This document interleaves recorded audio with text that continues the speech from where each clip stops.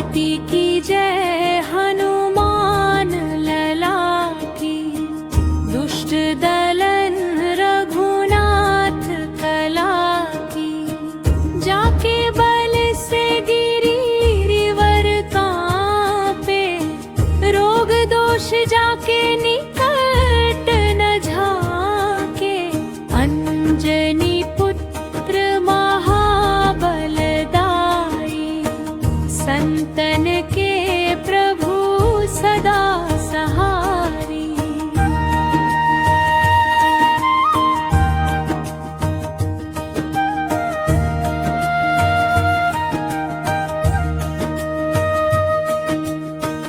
देवीरा रघुनाथ पठाए, लंका जारि सिया सुधिलाए।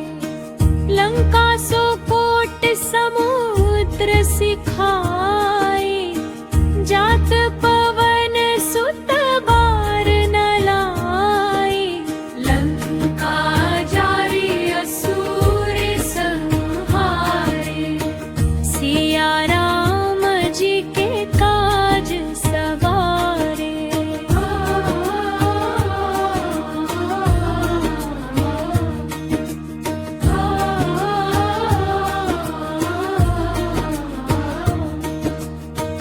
लक्ष्मण मूर्छित पड़े सक